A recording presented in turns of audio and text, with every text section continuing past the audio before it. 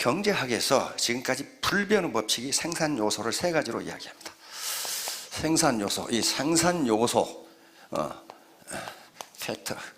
factors of production이라고 하는 건데, 생산 요소를 세 가지가 있는데 하나가 토지입니다. 토지, 이걸 랜드라고 해요. 토지는 땅뿐만 아니고 거기에 있는 지하자원, 경치, 물, 모래, 자갈까지를 다 포함한, 다시 말하면 자연으로부터 물려받은 혜택을 토지라고 합니다. 두 번째, 자본이라고 하는 것이 있습니다. 자본. 이건 캐피탈이라고 하는 건데요. 캐피탈은 인간이 만들어낸 생산수단이에요. 토지는 자연이 준 생산수단입니다. 자본은 인간이 만들어낸 생산수단이에요. 그 다음에 세 번째, 노동이 있어요. 노동, 레이버가 있어요. 그래서 이 세 가지가 합해져서 여기서 생산물이라고 하는 것이 나옵니다. 이건 생산물은 우리가 보이는 이런 물적 생산물도 있지만 서비스가 있어요. 서비스도 생산입니다. 그 서비스 생산도 전부 우리 국민소득에 포함됩니다. 팁은 국민소득에 포함돼야 안 돼요. 팁. 술집에서 여자에게 주는 팁. 이 고급 호텔이나 고급 커피숍에 가면은 팁 포함 그렇게 돼 있어요. 그 팁이 국민소득에 들어가냐 안 들어가냐? 안 들어가요?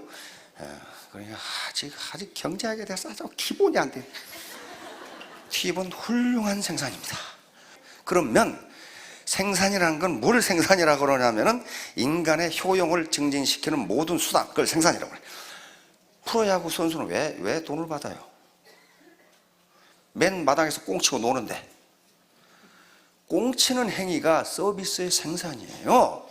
그것을 보는 사람들이 효용의 증가를 가져온다면 생산 활동이기 때문에 프로야구 선수가 받는 봉급도 GDP에 들어갑니다. 아시겠죠? 그 집세는 어때요? 집세는 어때요? 여러분, 집에서 잠자는 게 좋아요? 마당에 잠자는 게 좋아요? 집에서 잠자는 게 좋아요. 마당에서 잠자는 게 좋다는 사람은 그것은 100명 중에 1명 정도 있어. 그건 거의 이게 왔다 갔다 지금 하는 사람들이에요. 집에서 잠자는 게 좋다는 건 뭐냐 하면은 집이 나에게 주거 서비스를 생산해 주는 거예요. 그걸 내가 소비하는 게 자는 거예요, 지금. 그래서 집세도 GDP에 들어갑니다.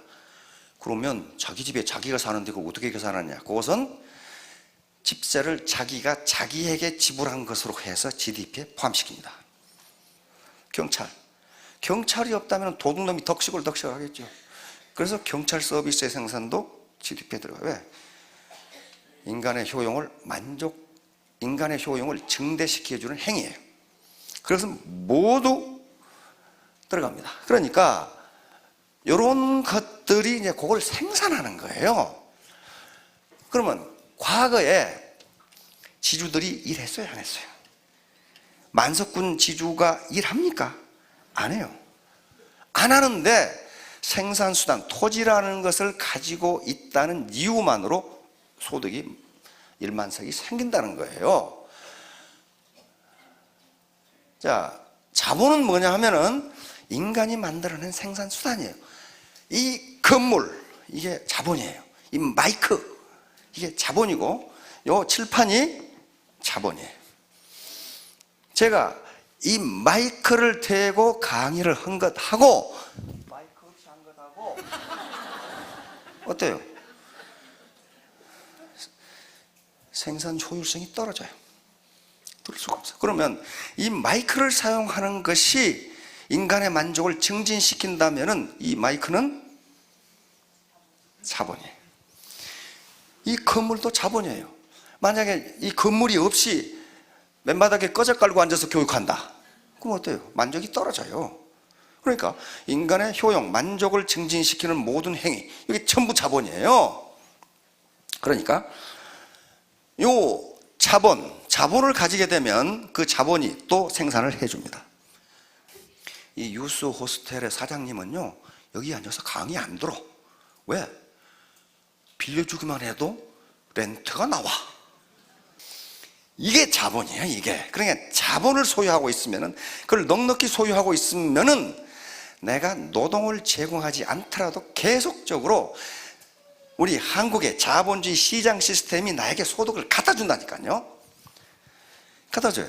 그런데 오늘날은 이 두 개를, 토지와 자본 두 개를 다 합해서 그냥 자본이라고 부릅니다. 토지도 중요한 자본이거든요. 돈은 뭐예요? 돈은 뭐예요? 이게 자본이 아니에요. 돈은 국가적인 차원에서는 자본이 아닙니다. 돈은 자본이 절대로 아니에요. 만약에 돈이 자본이라면 자본이 없는 나라가 지구상에 하나도 없어요. 생산 중에 가장 수지 맞는 생산이 돈의 생산입니다. 종이떼기 갖다가 마구 찍어, 마구. 그러면 돈이 나오잖아요. 그게 자본이에요? 자본 아니에요. 그래서 국가 차원에서는 돈을 자본으로 분류하지 않는데 개인은 돈을 자본으로 분류합니다. 왜? 국가가 통화 시스템, 마니터리 시스템을 잘 관리해주면 그 자본이 돈이라는 캐시가 자본을 살 수가 있어요. 그래서 그걸 자본으로 빼요. 그런데 여기 아가씨가 있는데 한번 생각해 보세요. 여기 지금 총각들이 어디 계시나? 뒤에 총각이 인상이 너무 고약하네. 이게 두 총각이 있어. 두 총각이 있는데 지금 두 총각이 둘 다 잘생겼어. 그런데 한 총각은 현금 10억을 가지고 있고 한 총각은 상가 10억짜리를 가지고 있어. 누가 5개월 할래? 상가 10억이잖아요. 맞잖아요. 10억 정기예금하면 지금 얼마 나와요? 월.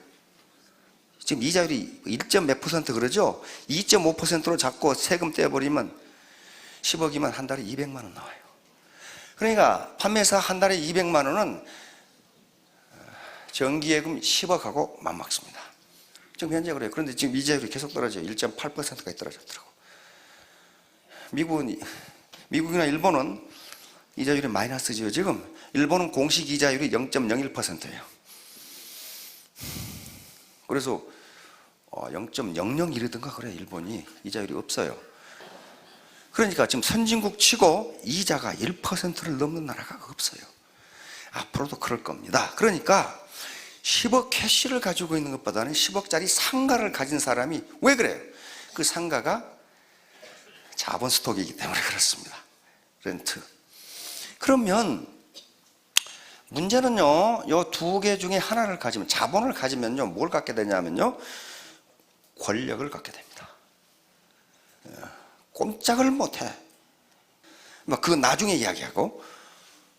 그러면 판매사 되는데 얼마 걸린다고요? 아주 게으른 사람이 2년 걸려. 더 게으른 사람은 3년 걸리더라고. 또 그렇다 하더라도 생각해 보세요. 의사 되는데 몇 년 걸려요? 10년 걸려요. 아주 그냥 의과대학을 합격했다 치더라도 10년 걸려. 의과대학 6년 인턴 레지던트 거치고 나면은 10년이 딱 걸려요. 변호사 되는 데는 몇 년 걸려요? 법과대학을 합격했다 하더라도 사시가 살아있으면 사법고시에 시험 합격해야 되고, 로스쿨 가려면 대학 졸업하고 또 로스쿨 또 가야 돼요. 2년 가서 변호사님 합격해야 변호사가 돼요. 그것도 10년 이상 걸려.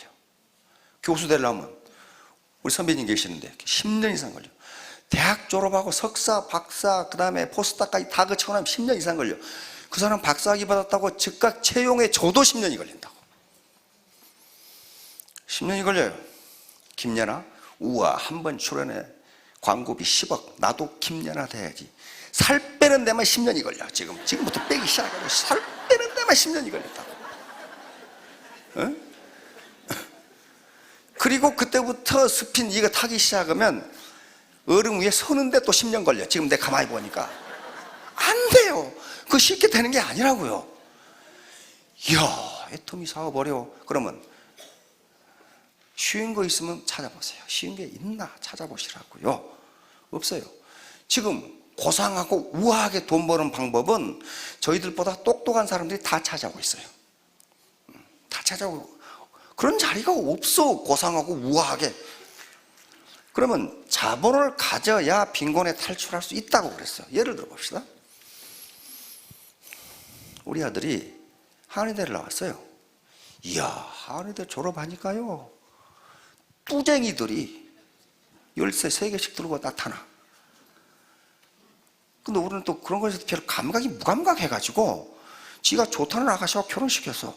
근데 이 좋다는 아가씨도 무일푼이야. 우리 아들도 무일푼이야. 자, 우리 아들이 부자가 될 수 있는지 봅시다. 시골인데, 용인인데 그 상가에 병원 자리 렌트하는데 1억이에요. 보증금 1억에 월 300만 원이야. 근데 무일푼이니까 그 인테리어를 해야 돼. 병원 인테리어를.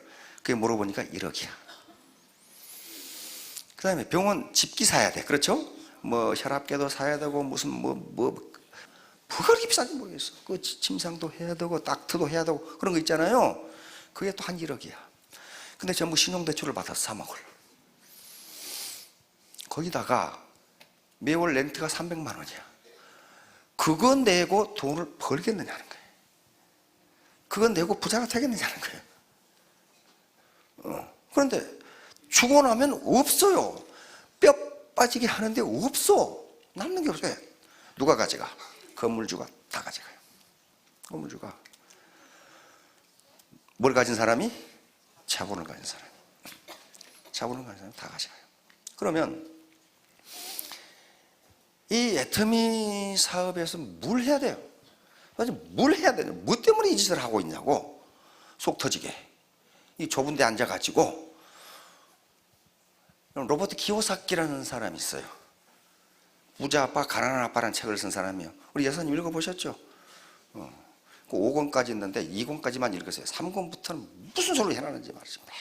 회계 이야기를 해놨는데 그거 몰라도 돼. 그 사람이 자본을 갖는 3가지 방법을 제시했어요. 첫째, 자본을 자기가 만드는 방법. 그 뭐냐면은 정주영 회장님이나 이병철 회장처럼 네가 아예 기업을 만들어라는 거예요. 그거 하실 수 있는 분 여기. 기업을 만드는 건 지금 10억 가지고 만들어도요, 기계 2대 사고 나면 없어요. 그러잖아요. 못 만들어요. 그때는 6.25 이후입니다. 6.25 직전이고 거의 불가능해요. 근데 지금도 자기 자본을 만드는 사람들이 1년에 수만 명 있습니다. 그게 소위 창업이에요. 창업은 자기 자본을 만드는 거예요. 현금 자본을 은행에서 빌려서 자기의 물적 자본을 만드는 거라고요. 근데 자영업 생존율이 몇 %라고 그랬어요? 5년 생존율이 20%입니다. 10년 생존율이 16%예요. 그러니까 5년 만에 자영업 100개 중에 80개는 망한다. 그런데 20% 살아남았으니까 돈 버냐? 그렇잖아요. 그 중에 돈 버는 장학업은 5%입니다. 100개 중에 5개예요. 그 다음에 15%는 현상 유지 이렇게 돼 있더라고, 통계가. 현상. 그래 겨우 지금 안 망하고 있단 말이에요. 15%가. 그럼 우리가 보는 것은요, 그 망하는 95%를 보는 게 아니고 어떻게 5%는 성공을 했을까야, 그걸 보면 되잖아요. 그렇단 말이에요. 그러니까 사랑을 가지고 대한다, 크리에이티브한 무슨 뭐 제품을 만든다, 열심히 한다, 성실하게 한다, 이것도 자본이 내 것일 때 효과가 있다는 거예요. 두 번째, 프랜차이즈를 사는 방법. 기요사키가 제시한 3번째 방법이 다단계 MLN, 멀티레벨 마케팅이라고 되어 있어요. 그 중에 거기 또 이 빌 게이츠가 한 말씀 하셨더라고. 내가 만약 마이크로소프트를 안 했더라면 다단계를 했을 것이다. 빌 게이츠는요, 마이크로소프트가 아니라 하드 소프트라도 그 사람 하면 성공해. 자, 그러면 우리가 자본을 가져야 되는데, 이렇게 자본을 이렇게 가져야 되는데, 아, 제 양반 드디어 본색을 드러내서 동그라미를 그리기 시작하는구나. 이게 상한선이 있기 때문에 자기가 스타트예요. 그런데 바로 기요사키가 얘기했던 것처럼 요게 이제 생산수단이 돼요. 생산수단. 부모로부터 물려받은 것이 없는 생산수단을 어떻게 가져요? 가질 방법이 없잖아요. 그래서 프랑스의 그 사회학자 피에르 부르디에라는 사람이 있습니다. 그 사람이 자본을 분류하는 방법이 기가 막힌데 요걸 뭐라고 불렀냐면 사회자본이라고 불렀어요. 사회자본 소셜 캐피탈이란 말이에요. 소셜 캐피탈. 여기 사회자본이에요. 그러니까 사회자본은 사회적 생산 수단이 됩니다. 저 영감탱이가 지금 돈 버는 방법을 얘기하라고 했더니 무슨 헛소리 하고 있는 거야. 이 헛소리를 모르면 엉뚱한 짓을 한다니까. 이게 사회자본이에요. 이게 자본이라고요. 자본. 그런데 이게 자기 소유가 아니에요. 뭡니까? 애터미는 그게 공유예요. 공유. 왜? 수당을 세일즈 마스터에게 지급할 때 내 라인이 얼마나 팔았냐를 가지고 하지 않고 전체가 얼마를 팔았냐 가지고 준단 말이에요. 전체가, 전 라인이. 그러니까 이 라인이 자기 개인 소유가 아니고 공유란 말이에요. 공유 자본이에요. 그러면 관리는 관리는 전체를 하는 것이 아니라 자기 라인을 관리를 한다고요.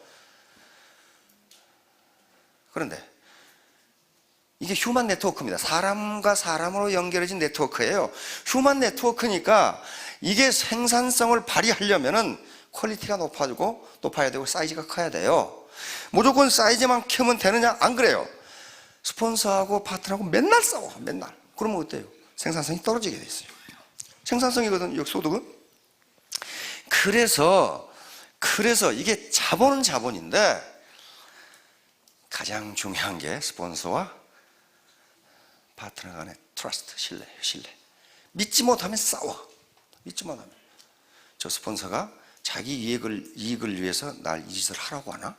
못 믿으니까. 그 얘기를 한단 말이에요. 트러스트. 신뢰.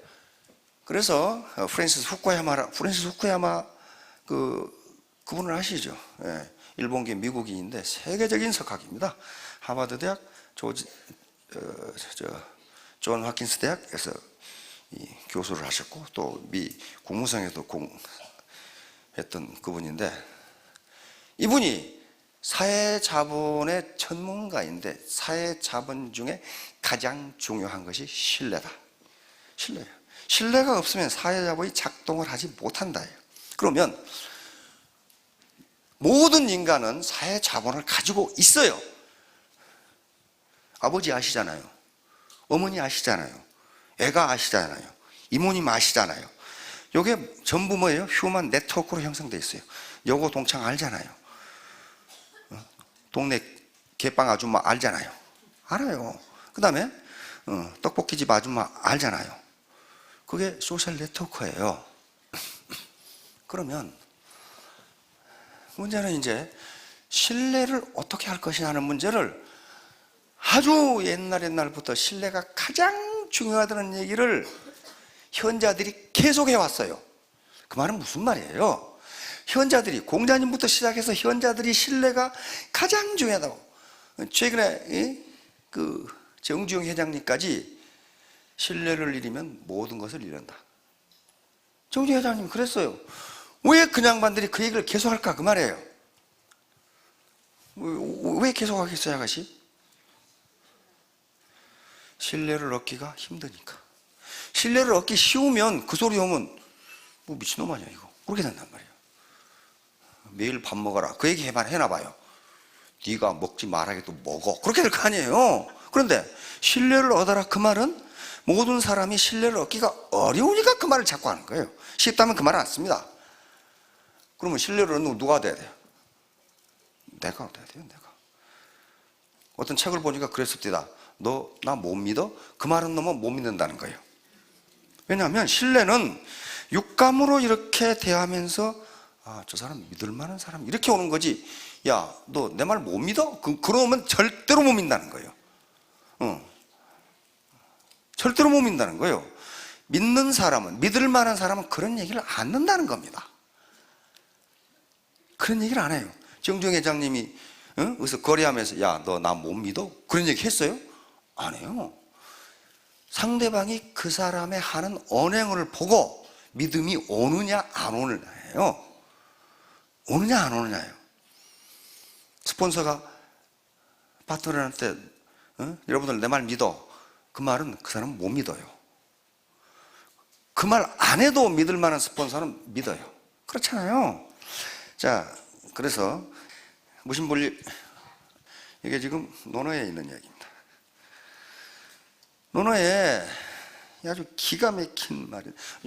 요 대목을 그 미국의 파이낸셜 타임스라는 신문이 있어요. 파이낸셜 타임스에서 요걸 가지고 또 사설을 썼더라고. 사설을 썼어요. 그만큼 유명한 말이에요. 자공이라는 사람이 있는데, 자공 문청. 자공은 공자의 10대 제자 중 한 분입니다. 그런데 자공은 지금부터 2500년 전 사람인데 아주 장사의 귀신이야. 그래서 돈을 엄청나게 벌었어요. 공자님은 가난하게 살라는 법을 한 번도 말한 적이 없어요. 한 번도. 왜? 공자님이 제자가 3000인데 학고방에서 그 3000명 어떻게 해요? 3000명을 어떻게 하냐고. 그럼 어때요? 공자님 집은 성이었다고 생각할 수 있어. 그렇잖아요. 생각해봐요. 그래서 가난하게 살라는 법을 한 번도 해본 적이 없어요. 견리사이 이득을 보거든 그것이 의로운 것인지를 생각하라, 그 말씀하셨어요. 그러니까 의로운 이득이면 어떻게? 취하라, 취하라. 가난하게 살지 말라는 거예요. 그런데 자공이라는 사람은 그런 사람이에요. 그러니까 이 사람은 정치에 굉장히 능한 사람이에요. 자공은 또 실제로 오늘날 같으면 시장을 했던 사람이에요. 그러니까 선생님, 정치가 뭡니까? 공자가 말한 이 세 가지는요, 지금도 신문 칼럼에 보면 현자들이 가끔 이 글을 씁니다. 지금도 나와요. 정치가 뭐냐? 지금도 똑같아요. 공자님이 백성들의 식량이 풍부해야 된다. 이게 첫 번째예요. 현자들이 말하는 건 중요성을 이야기합니다. 그러니까 먼저 백성이 배부르게 먹고 살도록 해라. 오늘날 좀 고상한 얘기로 하면은 경제적 문제를 해결해라. 이게 정치의 최고다. 두 번째 뭐예요? 족평, 군사력을 강화하라. 이건 무슨 공자가 무슨 군사지향적인 사람이야, 그게 아니고 공자의 생각은 항상 백성에 있습니다. 다시 말하면 군사력이 약하면 외적이 침입해가지고 백성들을 괴롭힌다 그 말이야. 백성들을 못 살게 만들어. 그러니까 강한 군사력으로 백성들이 편하게 생업에 종사할 수 있도록 해라. 그 다음에 세 번째가 뭡니까? 민신지. 백성이 정부를 믿어야 된다 그 말이에요. 근데 자공은 10대 제자니까 호락호락하는 사람이 아니에요. 뭐라고 그랬어요? 이 셋 중에 부득이 하나를 없앤다면 뭘 없앨까요? 이거 공자를 영 난처하게 만드는 거예요.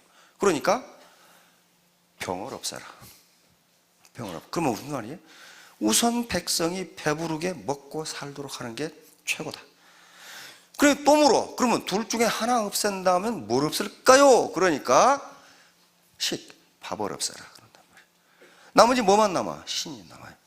그런데 공자가 식과 병이 중요하지 않아서 그런 말을 한 게 아닙니다. 그 뒤에 나와요. 뭐라고 나오냐? 인간은 맞아 죽건 늙어 죽건 그 다음에 전쟁에서 죽건 죽게 돼 있다. 그렇잖아요. 빨리 죽고 늙고 죽고. 그런데 뭐라고 그랬어요? 백성이 조정을 믿지 못하면 그냥 망한다 그 말이에요. 그러니까 백성이 조정을 믿지 못하면 지금 망하는데 무슨 죽고 살고가 무슨 관계가 있냐. 그러니까 믿지 못하면, 파트너가 그 조직을, 스폰서를 믿지 못하면, 공자가 하는 말은 병도 안 되고 식도 안 된다. 그럼 애터미 조직에서 병이 안 되는 건 뭐예요? 조직이 무너지는 거예요. 식이 안 되는 건 뭐예요? 돈이 안 되는 거예요. 이게 신이에요. 이게 무신분립. 그래서 정치인들이 가장 많이 쓰는 게 뭐예요? 김영삼 대통령 희호입니다. 무신분립. 대통령이 됐을 때 백성이 정부를 믿지 못하면 정부는 망한다. 자, 지금 야당이네? 야당이에요? 여기서 정례 세미나를 하는데 제목이 무신분립이에요.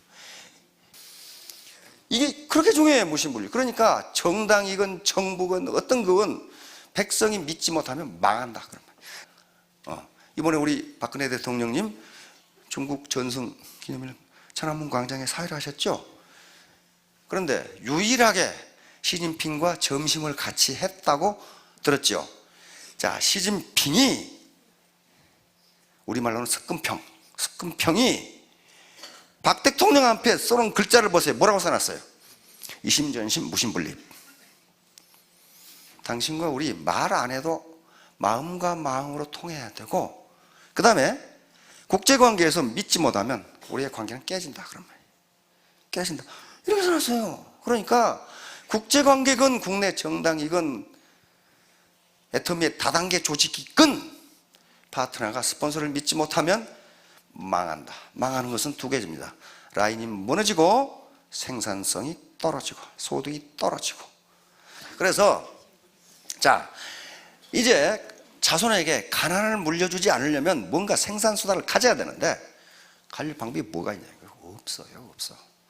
그래서 이 기요사키가 말한 것처럼 세 번째 방법, 서민이 할 수 있는 건 요 방법이었다. 그 책을 보세요. 뭐라고 그랬어요? 약간의 진입비만 내면, 그렇게 돼 있어요. 약간의 진입비만 내면 다단계에 들어가서 당신의 조직을 만들 수 있다. 근데 애터미는 약간의 진입비도 없었어. 그러니까 요 사람들이 돌아서 뭘 해야 되냐? 트러스트, 신뢰를 구축해야 되는데, 신뢰를 구축해야 되는데 그것은 자기 희생입니다. 내가 내 이익을 포기하지 않으면 절대로 신뢰는 구축되잖아요. 자, 그렇게 해서 애터미 이제 오늘 이 시간에는 여러분들이 그것만 하시면 됩니다. 내가 자본을, 즉 생산수단을 소유하지 못하면 내 가난뿐만 아니고, 내 가난을 몰아붙이는 것이 끝나는 게 아니고 자손에게 빈곤을 대물림할 수밖에 없다. 그래서 나는 어떻게 해서든지 생산수단을 갖겠다. 그러려면 어떻게 해야 되느냐? 트러스트가 필수 조건이다. 자, 마치도록 하겠습니다. 예, 모두 성공하시기 바랍니다.